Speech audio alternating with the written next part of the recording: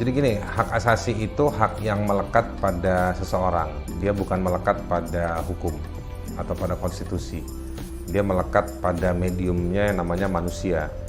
Jadi segala sesuatu yang dimiliki oleh manusia dan untuk kebaikan hidupnya atau untuk memenuhi kebutuhan minimumnya, itu adalah hak asasi manusia.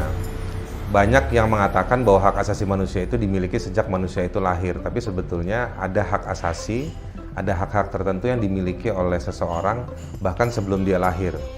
Misalnya hak yang melekat dalam bentuk waris, misalnya gitu ya, atau misalnya hak seseorang yang sudah meninggal.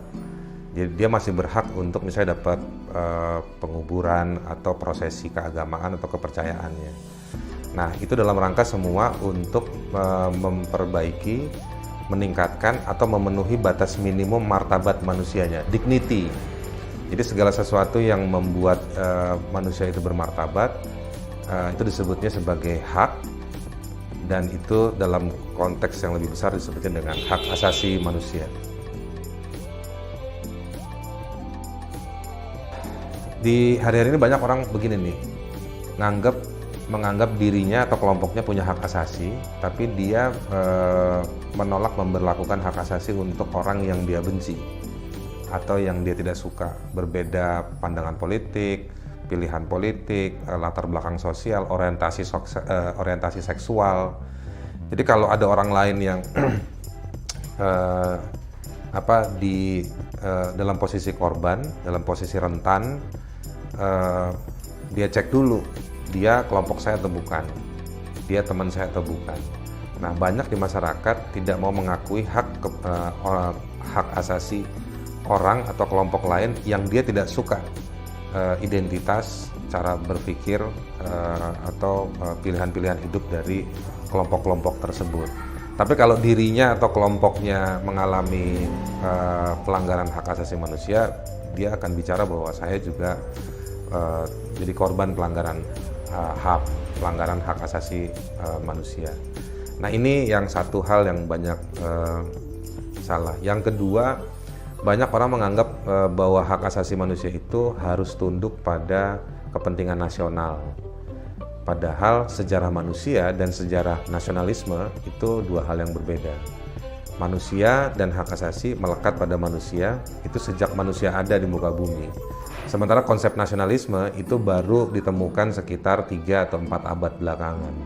Jadi sebelum ada nasionalisme, sebelum ada negara, sebenarnya hak asasi sudah ada lebih dahulu gitu. Jadi ini bukan sesuatu yang bisa diperbandingkan. Justru nasionalisme adalah konsep untuk memastikan supaya hak asasi itu terpenuhi. Siapapun orangnya, siapapun sukunya, cara berpikirnya, pilihan politiknya, cara pandangnya, orientasi seksualnya, harusnya nasionalisme itu bisa melindungi keberagaman secara individual maupun secara bersama-sama. Ada lagi yang mispersepsi soal hak asasi itu menganggap bahwa hak asasi tidak boleh melampaui adat nilai kultural. Nah, tapi kalau kita kejar nilai kultural yang mana, yang seperti apa, tidak ada standarnya. Nah, jadi sebetulnya nilai kultural itu juga bagian dari hak asasi karena dia adalah nilai yang melekat pada setiap individu. Gitu. Jadi bukan dipakai untuk merepresi hak asasi yang lain. Gitu. Nah, banyak orang yang menggunakan nilai-nilai kultural, agama justru untuk merepresi hak asasinya orang lain. Nah, tapi ketika kita kejar misalnya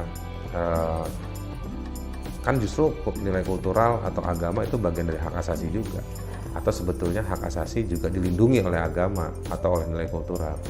Jadi ada yang mencoba untuk memisah-misahkan, ternyata mereka punya kepentingan politik, punya kepentingan ekonomi untuk menggunakan atau berlindung di balik nilai kultural atau nilai agama, tapi sebetulnya tujuannya adalah bukan untuk kepentingan bersama, hanya untuk kepentingan golongannya saja. Nah, ini banyak mispersepsi yang seperti ini yang ada di masyarakat.